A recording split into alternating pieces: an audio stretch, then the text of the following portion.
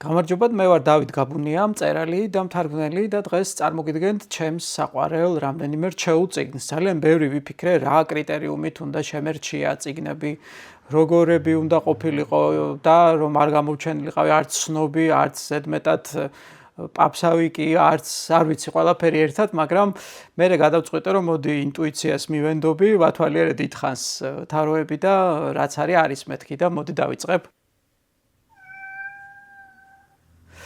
მოდი დავიწყებ აი ამ წიგნით.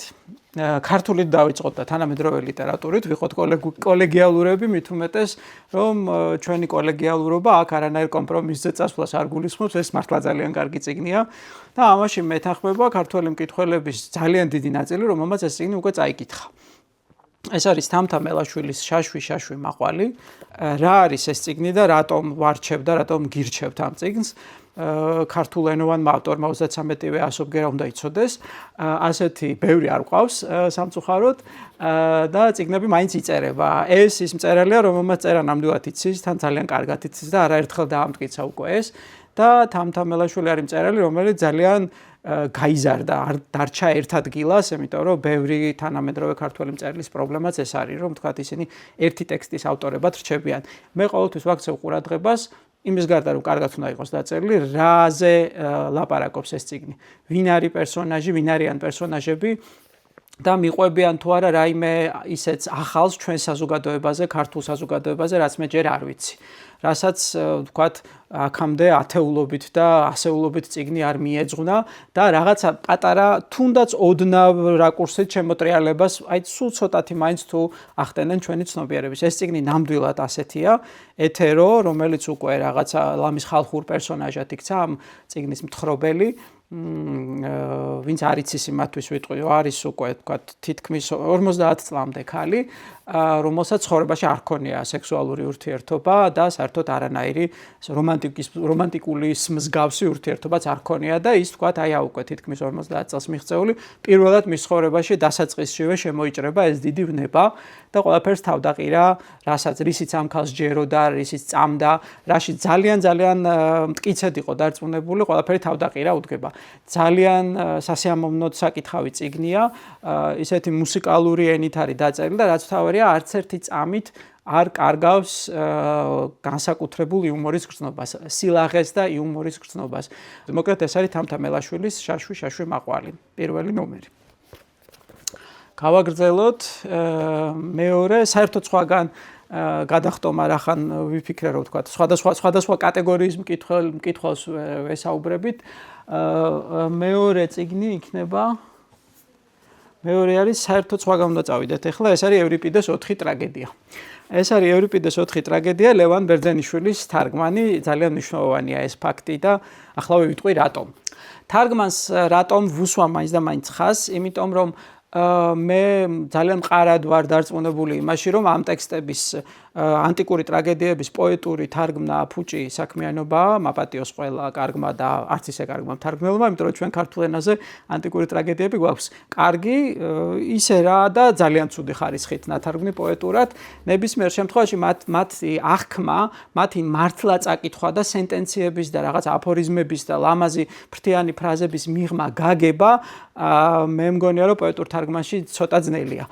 ცოტა ძნელი კი არა, მოდით ამავა თქვათ შეუძლებელია. ამიტომ ლევან ბერძენიშვილის პროზაული თარგმანები ჩემთვის მოგცა ეს შესაძლებლობა, რომ ქართულ ენაზე წავიკითხოთ ეს ტექსტები, მშვიდ, თანამედროვე, გაწონასწორებულ და დედანთან ახლოს თარგმანში და ბოლომდე კარგად გავიგოთ რა წერია შიგნით.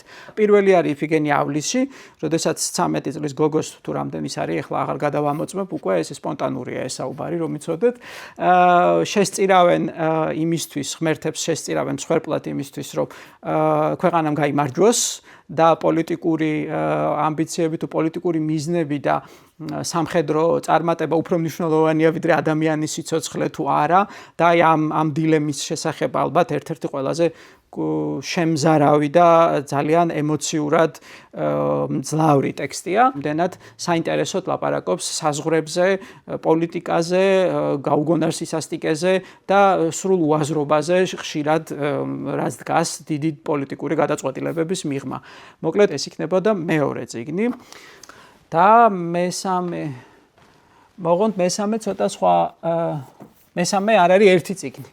ეს არის ახალი სერია ქართულ ენაზე შარშან დაიწყო ამ წიგნების გამოცემა, სერიას ქვია სკრიპტორიუმი და მოიცავს ძალიან ცნობილი ავტორების, ცნობილი მწერლების მიერ დაწერილ წიგნებს წერის შესახებ. პირველი არის რეი ბრედბერის ძენი და წერის ხელოვნება. ნუ ბრედბერის ახლა ჩემი წარდგენა არ ჭირდება, როგორი განსაკუთრებული მწერალია, მაგრამ ეს არის ესეების კრებული და აქ ლექსებიც არის სხვათა შორის ძალიან საინტერესო, ძალიან კარგად ნათარგმნი. თარგმნელები არიან თაკო ჭილაძე და ლელა სამნიაშვილი, რაც უკვე ნიშნავს, რომ ამ წიგნს თამამად შეგიძლიათ ენდოთ.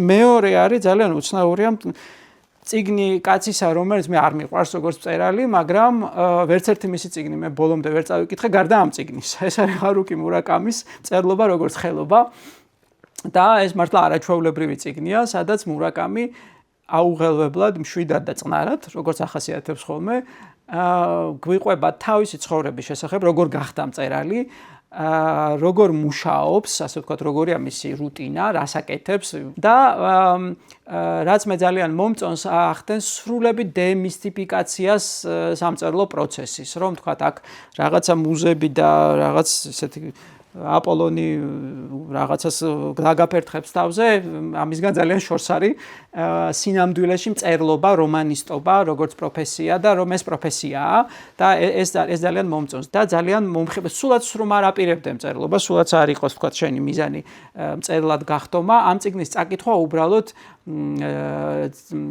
დამამშვიდებელ ეფექტს იქონიებს აუცილებლად, ჩემზე ნამდვილად ესეთი ეფექტი ჰქონდა და მესამე წიგნიც ამ სერიაში ეს არის მარგერიტ დიურასის წერა. ეს უკვე კიდევ ხო ვთქვი, აი სრულებით სხვადასხვა კატეგორიის მწერლები არიან, სად რეი ბრედბერი, სად მურაკამი და სად მარგერიტ დიურასი, ხო? მარგერიტ დიურასის წერა უფრო ემოციური წიგნია. ისიც ვთქვათ, იმის შესახებ არის, როგორ შედგა დიურასი მწერლად, როგორ იქცა მწერლად და რა გზა გამოიარა და უფრო ნაწყვეტ რაღაცნაირად ის იმპრესიონისტულ მანერაში თითქოს ძალიან საინტერესოდ ნაგლეჯ აი ავსებს და ამთლიანებს ამ სურათს. მოკლედ, ვისაც ლიტერატურა უყვარს და ვისაც თქვათ ქართულ ენაზე წიგნის კითხვა შეუძლია, მე მგონი ყველამ უნდა წაიკითხოს ეს სამი წიგნი სკრიპტორიუმის სერიიდან და აი კი გამოვიდა ჩემთვის უკვე ჯამში 5.